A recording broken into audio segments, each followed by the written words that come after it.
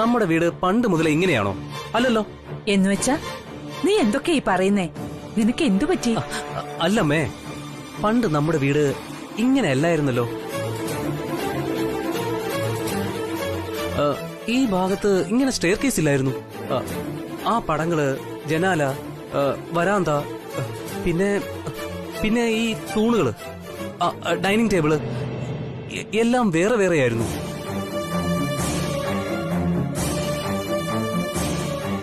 ഇത്രയും ഷാൻലിയേഴ്സും വലിപ്പമൊന്നും ആ വീട്ടിലുണ്ടായിരുന്നില്ല.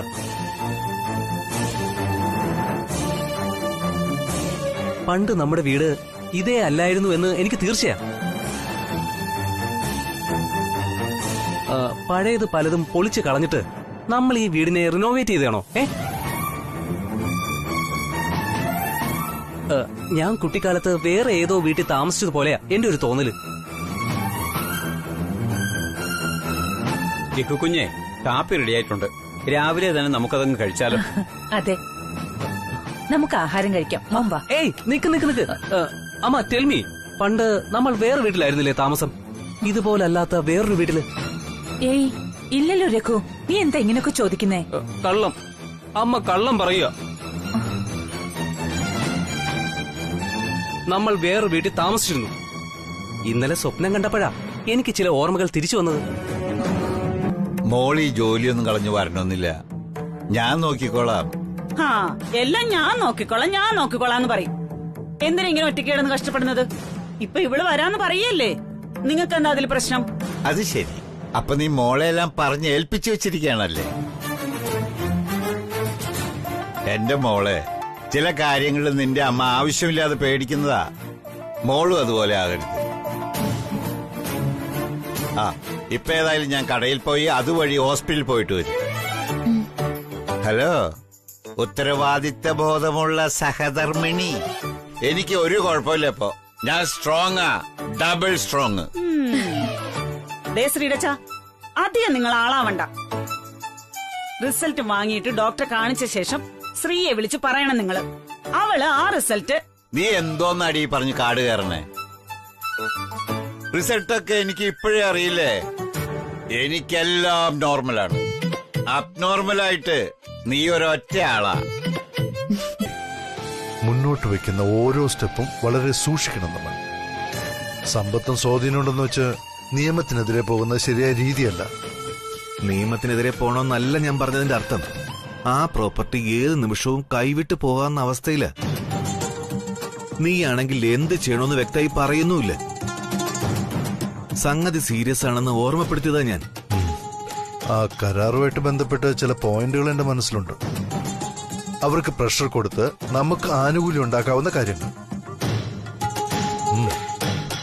ഞാൻ നമ്മളുടെ വക്കീലുമായിട്ടൊന്ന് സംസാരിക്കട്ടെ. അതിനു മുമ്പ് തന്നെ രാജനന്ദിനി വിലാസിലേക്ക് മാറണം. അതാണ് എന്റെ ഇപ്പോഴത്തെ പ്രയോറിറ്റി. നോ രവി, അത് വേണ്ട. ഇപ്പോഴത്തെ സാഹചര്യത്തിൽ അത് ശരിയാവില്ല. ലുക്ക്, ആദ്യം നീ ഇത്തരം തീരുമാനങ്ങൾ എടുക്കുന്നത് നിർത്തണം. അപ്പൊ തന്നെ പകുതി പ്രശ്നങ്ങൾ തീരും. നീ ആ വീട്ടിലേക്ക് ഇപ്പൊ മാറുന്നില്ല. ഞാൻ സമ്മതിക്കുന്നില്ല, സമ്മതിക്കില്ല. രാജാറാം,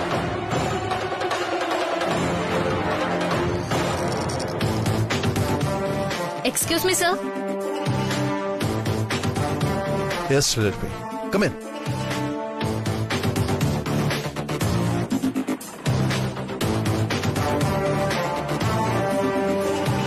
അച്ഛനെ കണ്ടപ്പോ? കുഴപ്പമില്ല സർ, ഇന്ന് റിസൾട്ട് കിട്ടും. ബുധനാഴ്ച ഡോക്ടർ ദേവിക റാണിയെ ഒന്ന് കാണിക്കണമെന്ന് ഇപ്പൊ നോക്കിയ ഡോക്ടർ പറഞ്ഞു. ഡോക്ടർ ദേവിക റാണിയോ?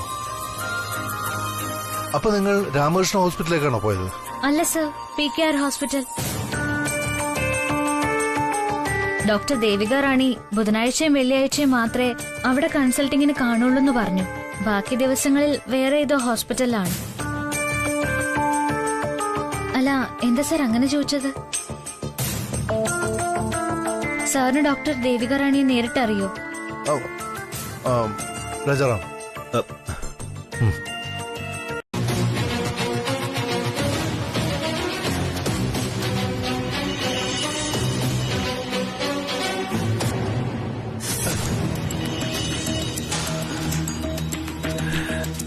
ചേട്ടാ ഒരു മിനിറ്റ്, ഇനി അല്പം വെള്ളം കുടിച്ചിട്ടാവട്ടെ. ചേട്ടൻ ആശുപത്രി പോയായിരുന്നോ? എന്തായി കാര്യങ്ങള്? ഏയ് ഒന്നുമില്ല, കുഴപ്പമൊന്നുമില്ല എന്നാ ഡോക്ടർ പറഞ്ഞത്. ആ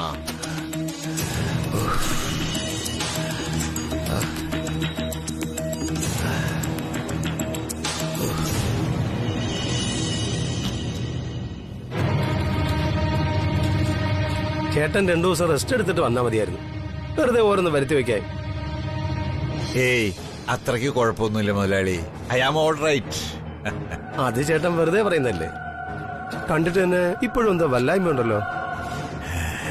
നോക്കേട്ടാ, മോളുടെ കല്യാണം നടക്കുന്നില്ല എന്ന് വെച്ച് ഇങ്ങനെ വിഷമിക്കരുത്. ശ്രമിച്ചുകൊണ്ടേയിരിക്കണം, എന്നാലേ നടക്കൂ. ശ്രമിക്കുന്നുണ്ട് മുതലാളി, എല്ലാം ദൈവത്തിന്റെ കയ്യിലല്ലേ. അല്ല, മുതലാളി അയച്ച കൂട്ടരെ ഒഴിവാക്കിയതിന് മുതലാളിക്ക് എന്നോട് ദേഷ്യമൊന്നുമില്ലല്ലോ അല്ലേ? ഏയ് ഇല്ല ഏട്ടാ, അന്ന് ചേട്ടന്റെ വീട്ടിൽ വന്നത് ഞാൻ അയച്ച ആൾക്കാരല്ല ഏട്ടാ, ആ ത്രിവിക്രമന്റെ വാടകക്കാരാ. ഞാനിത് പറയാൻ കോളനി വന്നിരുന്നു, അന്ന് ചേട്ടനെ കണ്ടില്ല. പിന്നെ ഞാനങ്ങ് സ്റ്റോക്ക് എടുക്കാൻ യാത്ര പോയില്ലേ, ഇന്നലെയാ മടങ്ങി വന്നത്. ഏതായാലും നമുക്ക് വേറെ ആളെ നോക്കാം ചേട്ടാ, ചേട്ടൻ വിഷമിക്കാതെ. ആ ബാബു, ആ മുതലാളി, ഞാനേ ബാങ്ക് വരെ ഒന്ന് പോയിട്ട് വരാം. രേഷ്മ വരുമ്പോ അവളോട് കൗണ്ടറിൽ ഇരിക്കാൻ പറ, ഞാൻ പോയിട്ട് വരാം. നമ്മുടെ ട്രഷറർ സ്ഥലത്തില്ലാത്തതിനാൽ ഈ പൈസ സുദർശനൻ ചേട്ടന്റെ വീട്ടിൽ ഏൽപ്പിക്കാനാണ് പ്രസിഡന്റ് പറഞ്ഞിരിക്കുന്നത്. അവിടെയാവുമ്പോ ഈ കാശ് സേഫായിട്ടിരിക്കുമല്ലോ. ഇത് എത്ര രൂപയുണ്ട്? 50,000 രൂപ. ആ, എന്റെ കരിക്കൊത്തിയമ്മേ, 50,000? കണ്ടോ കണ്ടോ, ഞാൻ പറഞ്ഞില്ലേ, 10,000 1000 പോലും ഒരുമിച്ച് കണ്ടിട്ടില്ലാത്ത ആളാ സരോജൻ ചേച്ചി. അങ്ങനെയുള്ള ആളുടെ ഇത്രയും കാശ് ഏൽപ്പിച്ച. അയ്യോടി, നീ അങ്ങനെയൊന്നും പറഞ്ഞു പഠിക്കല്ലേ. 10,000 1000 അല്ല, 10,000 ലക്ഷങ്ങളും കണ്ടിട്ടുള്ളവളായി സരോജം. ശ്രീയുടെ അച്ഛൻ കോയമ്പത്തൂർ സ്റ്റോക്ക് എടുക്കാൻ പോകുമ്പോഴേ മുതലാളി കൊച്ചു ബാഗിൽ ലക്ഷങ്ങളാ അങ്ങറയിൽ കൊടുത്തു വിടുന്നത്. അവിടെയാ നിന്റേക്ക് ഈ 50,000 ഉലുവ. എന്നാ എനിക്ക് വയ്യ, നിങ്ങൾ തന്നെ വെച്ചാ മതി. വേണ്ട ദീപു, വേണ്ട വേണ്ട, എന്നെ കൊണ്ട് പറ്റില്ല. ആ കാശ് എടുക്കാണ്ടി. പറ്റില്ല പറ്റില്ല, ഒരു കുഴപ്പമില്ലെന്നേ. മാറങ്ങോട്ട്. ഒന്ന് വാ ആന്റി പ്ലീസ്. ആന്റി ദാ ഇവിടെ ഇരിക്കെ ഇരിക്കെ.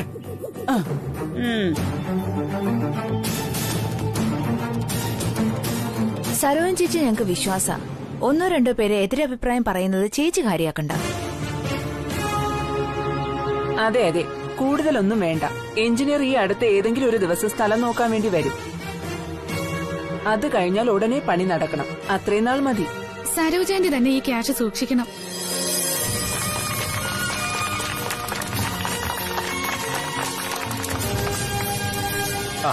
ഇത് കോളനിയുടെ ഒരു പൊതുവികാരമല്ലേ സരോജം? സരോജ കാശ് വാങ്ങിക്കേ.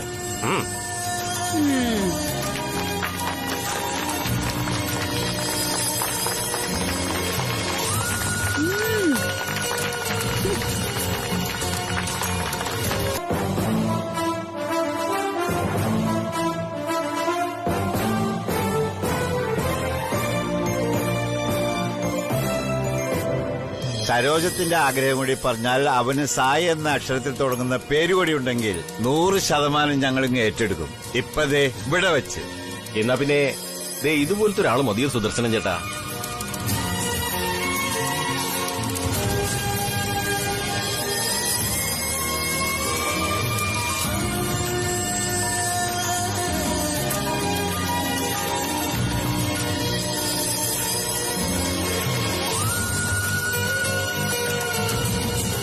അത് നല്ലതാണോ ദോഷാണോ എന്ന് കൺഫ്യൂഷൻ. ഇടത് കണ്ണോ? ആ, അതൊന്നും കുഴപ്പമില്ല മോളെ. നീയേ ഒരുപാട് നേരം കമ്പ്യൂട്ടറിന്റെ മുന്നിൽ ജോലി ചെയ്യുന്നതല്ലേ. തണുത്ത വെള്ളത്തിൽ മോഹം കഴുകിയിട്ട് കുറച്ചു നേരം കണ്ണടച്ചിരിക്കും, അപ്പൊ എല്ലാം ശരിയാവും.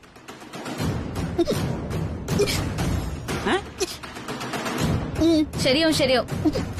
ഇപ്പൊ ഇക്കളും കൂടി തുടങ്ങി. ആകെ ഒരു പ്രശ്നം ചുറ്റും കിടന്ന് കറങ്ങുന്നുണ്ടോന്നാ എനിക്കൊരു സംശയം. നീ എന്തോന്നടി പെണ്ണ ഇത്? എക്കിള് വന്നാ വെള്ളം കുടിക്കേ, അല്ലാതെ എക്കിള് പോവോ? ശരി ശരി, കുറച്ച് വെള്ളം കുടിക്കട്ടെ.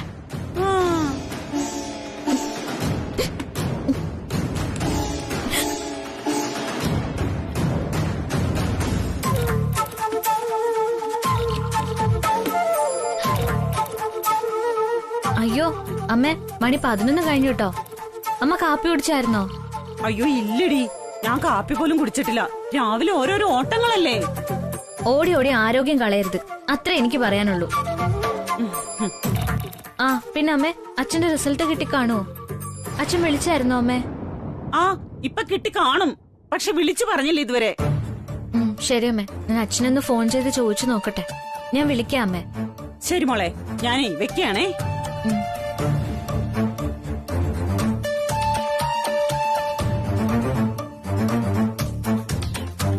എന്തായിരിക്കും അച്ഛൻ വിളിക്കാത്തത്? ഞാനൊന്ന് അങ്ങോട്ട് വിളിച്ചു നോക്കാം.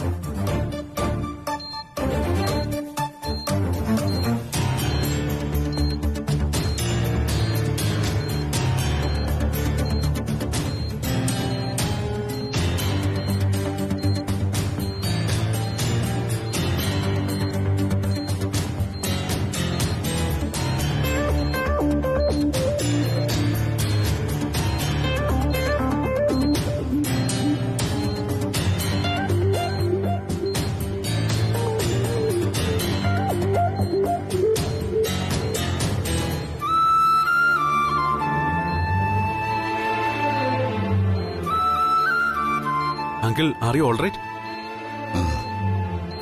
ഡോക്ടർ ദേവിക റാണി പുറപ്പെട്ടിട്ടുണ്ട്. ഉടനെ ഇവിടെ എത്തും. അങ്കിൾ വിഷമിക്കണ്ട, പേടിക്കാനൊന്നുമില്ല. You will be all right.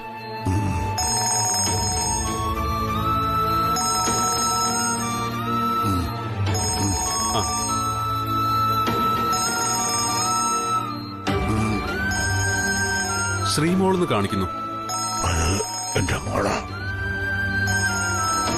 Sorry sir, സാറിനെ ശല്യം ചെയ്തതിന് വെരി വെരി സോറി. എന്താ അങ്കിൾ ഇത്? ഒരേ പല്ലവി തന്നെ പാടിക്കൊണ്ടിരിക്കുന്നത്. ഞാൻ ഇറ്റ്സ് ഓക്കെ എന്ന് പറഞ്ഞില്ലേ? വീട്ടിൽ നിന്നാണെങ്കിൽ ഞാൻ എടുക്കട്ടെ?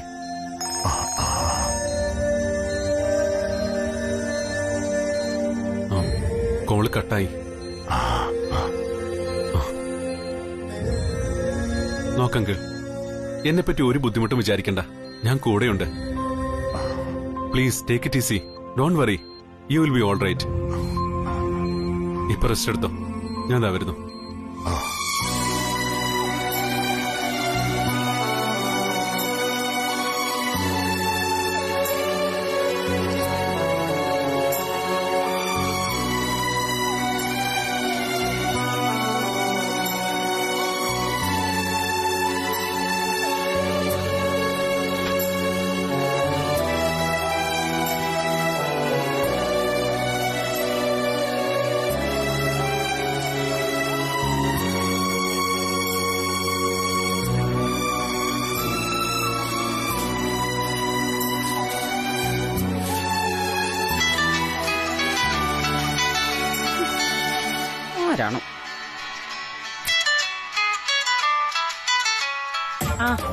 ഹലോ മോളെ, എന്തായി കാര്യങ്ങള്?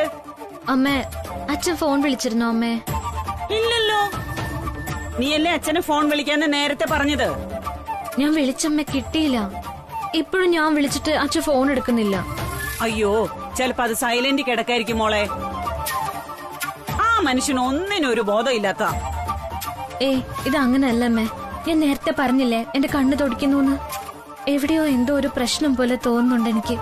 പിന്നെ മുറ്റം ഇങ്ങനെയല്ല, ചെടികൾ ഇങ്ങനെയല്ല, റൂഫ് ഇങ്ങനെയല്ല, ഫ്ലോർ ഇങ്ങനെയല്ല, തൂൺ ഇങ്ങനെയല്ല, ഫർണിച്ചർ ഇങ്ങനെയല്ല, പൂജാമുറി ഇങ്ങനെയല്ല, അങ്ങനെ ഒന്നും ഇങ്ങനെയല്ല, ഇങ്ങനെയല്ല, ഇങ്ങനെയല്ല.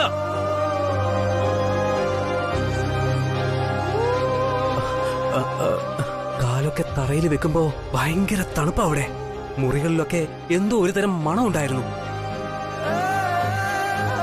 പിന്നെ കാറ്റ് വരാനും വെളിച്ചം വരാനും. രഘു രഘു രഘു, നീ പറയുന്നതൊക്കെ ശരിയാണ്. ഓക്കെ, ഈ വീട് മാത്രമല്ല, നീ പറയുന്ന ആ വീടും നമ്മളുടേതാണ്.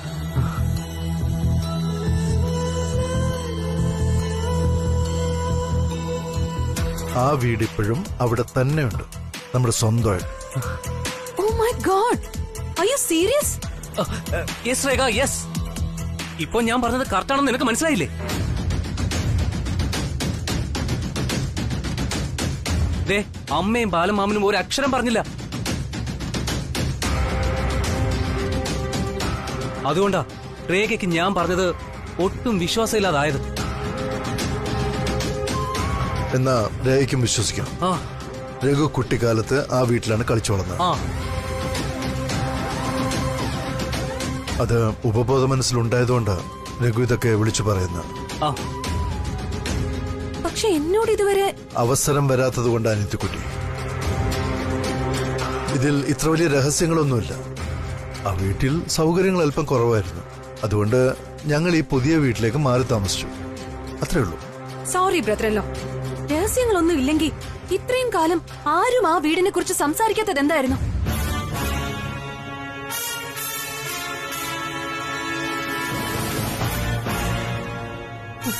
ആ വീട് മാത്രമല്ല, ഇവിടത്തെ ആ മുറിയും രഹസ്യത്തിന്റെ ഒരു കലവറയാ.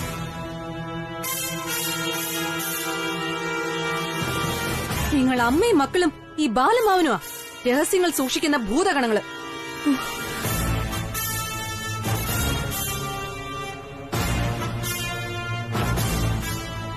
ഇവിടത്തെ ഈ ജോലിക്കാരും പിന്നെ ഈ ഞാനും മാത്രം ഇതൊന്നും അറിയാത്ത പാവങ്ങള്.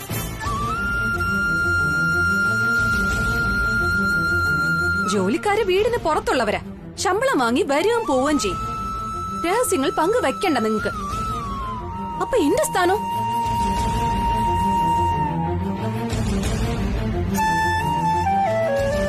ഇപ്പൊ എനിക്കറിയണം ഈ വീട്ടിലെ രേഖയുടെ സ്ഥാനം എന്താണെന്ന്. വീട്ടിലെ മരുമകളോ അതോ വീട്ടിലെ ജോലിക്കാരിയോ? ഉത്തരം പറയൂ.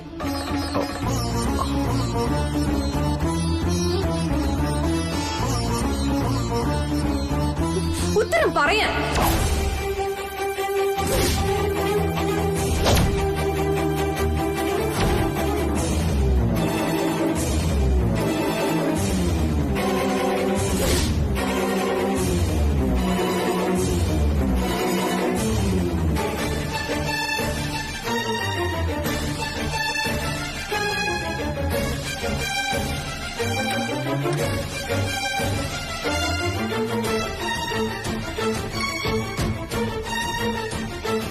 ഞാൻ വന്ന് ചേട്ടനോട് സംസാരിക്കാനിരിക്കുകയായിരുന്നു. ഏതായാലും ചേട്ടൻ ഇങ്ങോട്ട് വന്നത് നന്നായി. ഞാൻ ഇദ്ദേഹത്തോട് പറഞ്ഞതൊക്കെ ചേട്ടൻ കേട്ടല്ലോ അല്ലേ? കേട്ടു. എനിക്കൊരു അപേക്ഷയെ നിങ്ങളോടുള്ളൂ. ദയവ് ചെയ്ത് ഇക്കാര്യം എന്റെ മകളോ ഭാര്യയോ അറിയാൻ പാടില്ല. അവർക്ക് വലിയ വിഷമാവും, താങ്ങാൻ കഴിയില്ല അവർക്ക്. നോ നോ മിസ്റ്റർ സുദർശൻ, നിങ്ങൾ അനാവശ്യമായിട്ടാണ് ഭയപ്പെടുന്നത്. ഇന്നത്തെ കാലത്ത് ഇതൊക്കെ വെരി കോമൺ ആണ്. വീട്ടുകാരെ അറിയിക്കാതിരിക്കാൻ എനിക്ക് പറ്റില്ല. Because it's A part of my job. എല്ലാം ശരി, 100% ശരി. പക്ഷേ എന്റെ സ്ഥാനത്ത് നിന്ന് മാഡം ഒന്ന് ആലോചിച്ചു നോക്കണം. എന്റെ മോൾക്ക് ഞാനെന്ന് വെച്ചാൽ ജീവന. ഭാര്യ പ്രാണം തരും എനിക്ക് വേണ്ടി. അങ്ങനെയുള്ളവർ എനിക്കെന്തെങ്കിലും പറ്റിയെന്നറിഞ്ഞാൽ വേറൊന്നും ആലോചിക്കില്ല. ആറ്റിലോ റെയിൽപാളത്തിലോ 2 അനാഥ ശവങ്ങൾ കാണും, അത്ര തന്നെ.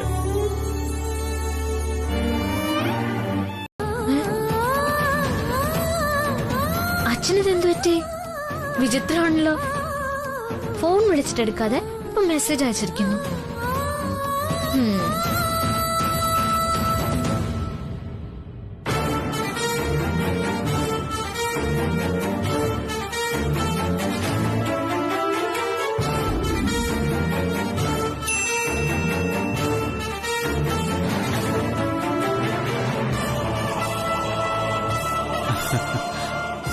കൊള്ളാം, നല്ല അച്ഛനും മോളും.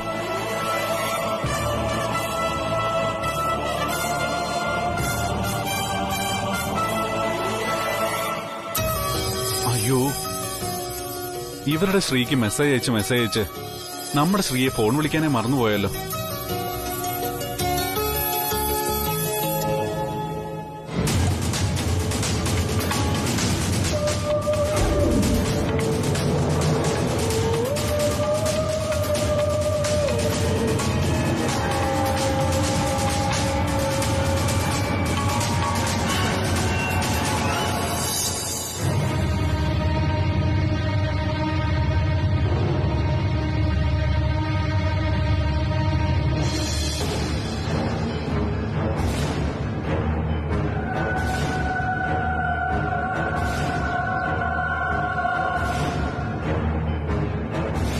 രവി,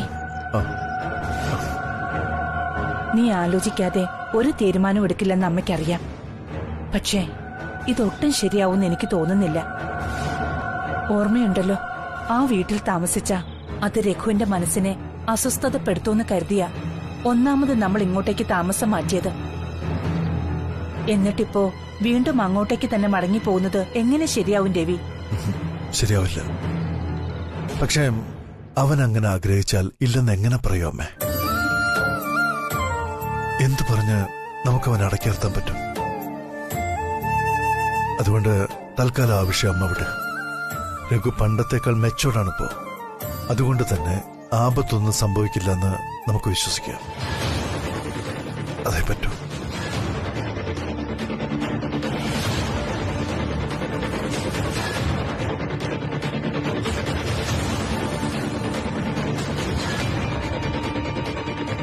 മനസ്സിലായി. പുറത്ത് കാണിക്കുന്നില്ലെങ്കിലും നിനക്കുള്ളിൽ ടെൻഷനുണ്ട്. സത്യം പറഞ്ഞാൽ ഇത്രയും നാളായിട്ട് ഞങ്ങൾക്കെല്ലാം വേണ്ടി നീയാ ഒറ്റയ്ക്ക് ഭാരം ചുമക്കുന്നത്. ഇനിയെങ്കിലും സ്വസ്ഥമായിരിക്കേണ്ട സമയമായി നിനക്ക്.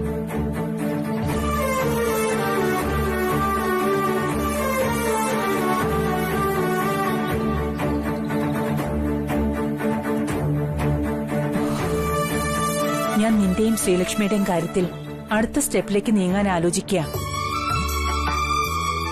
അവളുടെ വീട്ടുകാരോട് എന്തൊക്കെ സംസാരിക്കണം, വിവാഹത്തിന്റെ ഒരുക്കങ്ങൾ എങ്ങനെ നടത്തണം, ഇതൊക്കെയാണ് ഇപ്പോഴത്തെ എന്റെ ചിന്ത. പക്ഷേ ഇപ്പോഴും നീ പെട്ടുകിടക്കുന്നത് നിന്റെ ആ പഴയ ലോകത്തെക്കുറിച്ചാ. ഒരു തരത്തിൽ രഘുവിനെ പിടിച്ചു നിർത്താനാണെങ്കിലും ആ വീട്ടിലേക്ക് പോയാൽ അവിടെ നമ്മുടെ മനസ്സിനെ സങ്കടപ്പെടുത്തുന്ന ഓർമ്മകൾ പലതും ഉണ്ട് മോനെ. അതുകൊണ്ടാ ഞാൻ ഇപ്പോഴും പറയുന്നത് നമുക്ക് ആ വീട്ടിലേക്ക് തിരിച്ചു പോകണ്ടെന്ന്. സോറി അമ്മ, രഘുവിന് ഞാൻ വാക്കുകൊടുത്തു കഴിഞ്ഞത്.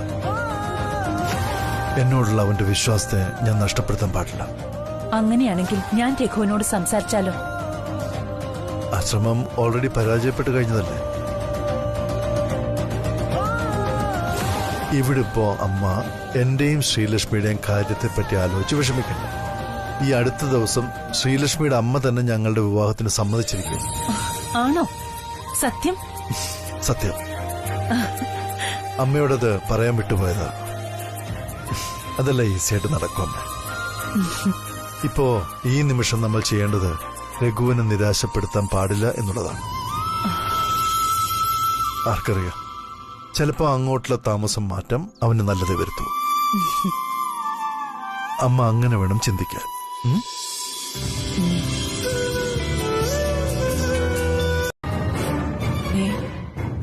ഇനിയിപ്പോ ചേട്ടൻ ഇവിടെ വന്നിട്ട് എന്ത് ചെയ്യാൻ പോകുന്നുണ്ടോ?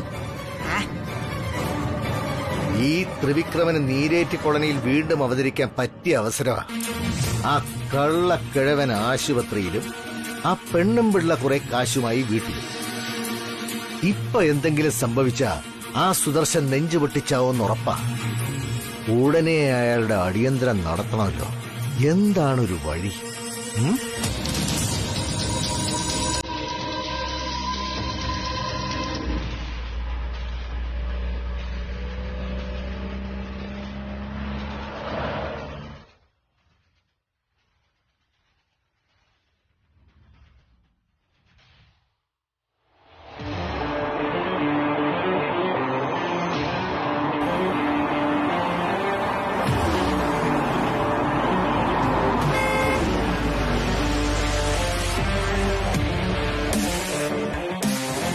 ഹലോ, ഇതെന്താ നടക്കുന്നത്? ടാക്സി ഓട്ടോറിക്ഷ ഒന്നും കിട്ടിയില്ലേ? ഇല്ല സർ, റോഡിലേക്ക് ഇറങ്ങിയിട്ട് ഓട്ടോറിക്ഷ വിളിക്കും. എന്നാ പിന്നെ കയറിക്കോ, ടാക്സി ഫെയർ എന്നാ മതി. അയ്യോ സർ, ഇത് നമുക്ക് താങ്ങാവുന്നതിലും വലിയ ടാക്സിയാ. എന്റെ പേഴ്സിന് അത്രയ്ക്കുള്ള കനം ഇല്ല. എന്നാ പിന്നെ തനിക്കുള്ള സവാരി ഫ്രീ. താൻ തന്നെ വണ്ടി എടുത്തു. ഇതാ ഈ. അയ്യോ എന്റെ പൊന്ന് സാറേ, ഞാൻ പറഞ്ഞതെല്ലാം തിരിച്ചെടുത്തു. ആളെ വിട്ടാട്ടെ.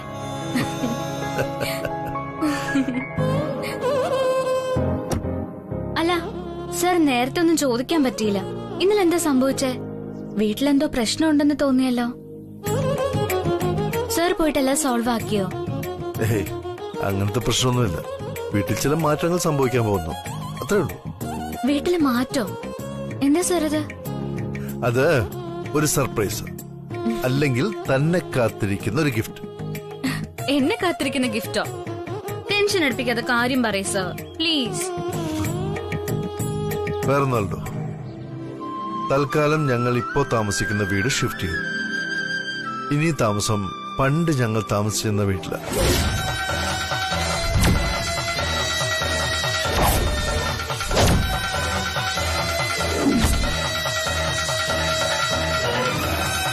തന്നെയും ഉടൻ ഞാൻ അങ്ങോട്ട് ക്ഷണിക്കുന്നുണ്ട് രാജനന്ദിനി വിലാസിലേക്ക്.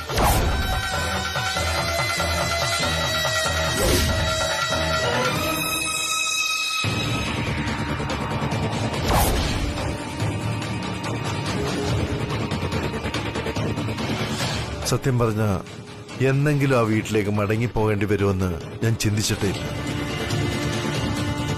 ഇപ്പോ ഞാൻ കരുതുന്ന ഒരുപക്ഷെ താൻ എന്റെ ജീവിതത്തിലേക്ക് വന്നതുകൊണ്ടായിരിക്കാം ഇങ്ങനൊരു മാറ്റം സംഭവിച്ചതെന്നാണ്.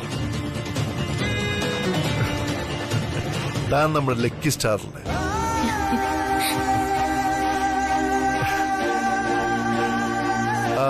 തന്റെ അച്ഛന്റെ റിപ്പോർട്ട് വന്നു. അദ്ദേഹം ഡോക്ടർ ദേവിക റാണിയെ കാണേണ്ടതായിരുന്നല്ലോ. അതെ, പക്ഷെ ഒന്നും അറിയാൻ വയ്യ സർ. അച്ഛനെ ഫോൺ വിളിച്ചിട്ട് കിട്ടുന്നുമില്ല. റിപ്പോർട്ട് കിട്ടിയിട്ട് വീട്ടിലേക്ക് ഫോൺ വിളിക്കാന്ന് പറഞ്ഞിരുന്നതാ. പക്ഷെ വീട്ടിലും വിളിച്ചില്ല, എന്നെയും വിളിച്ചില്ല. രാവിലെ ഞാനും കൂടി ഹോസ്പിറ്റലിൽ ചെല്ലാന്ന് പറഞ്ഞിട്ട് സമ്മതിക്കാതെയാ പോയത്. വേണ്ടെന്നും പറഞ്ഞ് കൊച്ചുകുട്ടികളെ പോലെ ഒരേ നിർബന്ധമായിരുന്നു. നമ്മുടെ കഥയിലെ വില്ലൻ കൊച്ചുകുട്ടികളെ പോലെ പെരുമാറിയിരുന്നു. Unbelievable, impossible and incredible. Sir, വെറുതെ കളിയാക്കാതെ. എനിക്ക് എന്റെ അച്ഛൻ എന്നും ഹീറോ തന്നെയാ, വില്ലനല്ല. എന്നാലേ അദ്ദേഹം നമ്മളുടെ വിവാഹത്തിന് സമ്മതമുണ്ട്. അപ്പോ ഞാനും തന്റെ അച്ഛനെ ഹീറോ എന്ന് വിളിക്കാം. അതുവരെ അദ്ദേഹം എനിക്ക് വില്ലൻ തന്നെ. I am sorry. ഏതായാലും ഇപ്പോ ഹീറോ ആയ എനിക്ക് വില്ലനായ തന്റെ അച്ഛനോട് സംസാരിക്കാൻ തോന്നുന്നു. വാ, വീട്ടിൽ പോയിട്ട് തന്റെ അച്ഛനോട് 2 പഞ്ച് ഡയലോഗ് അടിക്കട്ടെ. വാ, പോവാം നമുക്ക്. കേറ്. സർ, ഒരു മിനിറ്റ്.